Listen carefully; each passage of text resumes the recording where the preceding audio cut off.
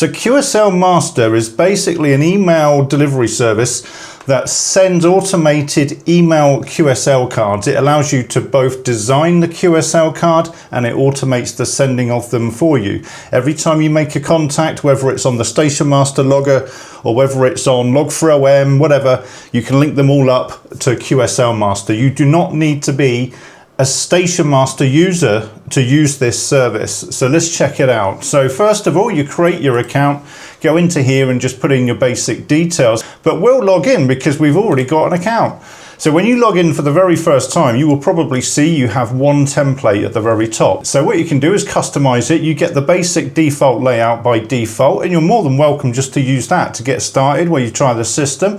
But if you fancy customizing it, of course you can do that. So the way to do that is to click on the edit button, and then you end up in the card designer. Now in here, you can click on things, drag them around, reposition them. You can change the color. If you want it red. I'm just going to change the background to the one that I had. So there we go. I'm going to just change this to white. So that'll do.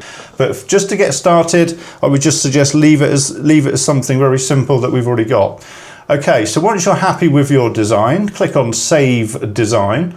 That's going to take us back to the list of designs. Now, one thing you do need to do, bear in mind, we've got lots of different designs here. So how do we know which one we want to use? Well, there's an activate button here. And if you scroll up and down, you'll see that one of them will have this green active marker against it. So that's the one I'm currently actually sending. So if I were to log you right now, you would get this QSL card from QSL Master in your email inbox. Now we've just created a new design, so we'll just activate this one.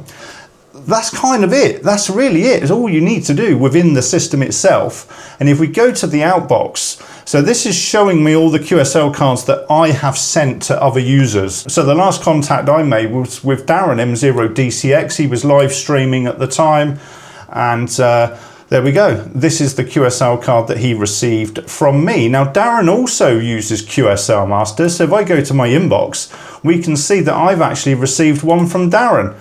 There's Darren's QSL card from him to me. So there we go. It works both ways. And if somebody on the system sends you a QSL card, then it will be in your inbox.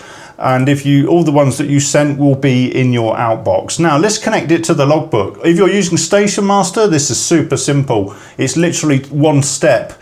Click on this upload. You will have an API key here. Click on that. It's going to be copied. Then go back to Station Master. And you want to go into your account settings on the website. Make sure you're logged into the right call sign. If you've got multiple accounts, make sure you switch account into the right account, the one that matches the call sign for the QSL Master account. Go to account settings, scroll down, and you'll see this new QSL Master API key. Just pop that in there, and I won't click save for the moment because I just want to show you something. At the very top here, it says QSL Master, this link. That will only show for people that don't actually have a QSL Master account yet. So once you put your API key in and click save, if we scroll up now, you'll see that link has disappeared because it's an advert. So why advertise to people that already use the system? So that gets rid of that. That's no longer there. And happy days. Now, if I were to log a contact, so I'm just going to log a contact on the website itself. Now, most people are using a desktop logger, or they're using a third-party logger, or they're using Station Master Pro. But you can actually use the website to log contacts. It's a basic logger. You're not going to be able to do advanced stuff in here, but you can certainly log basic contacts, the basic exchanges and what have you, if you need to. So we'll just log this and click on, where are we? Save QSO. So what should have happened? So instantly that's popped up there to tell other users I've just logged a contact. Now we go to the outbox now, hopefully. There we go. It's already sat there. So that QSO that I just made on Station Master has now already made it over to QSL Master, and it's set as pending at the moment. That means it's going to be sent on the next cycle. Now there's no email there. So what's going to happen is this system is actually going to go off to QRZ, look for that call sign and say, hey, have you got an email for me for this call sign. It's also going to look at that user's preferences for QSLs, and if it says no email QSLs, then it will just say it will return nothing.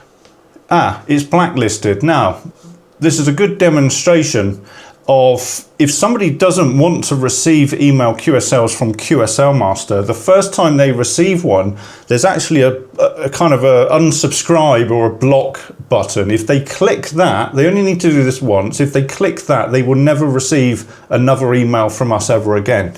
Because obviously the point is we don't want to be spammy.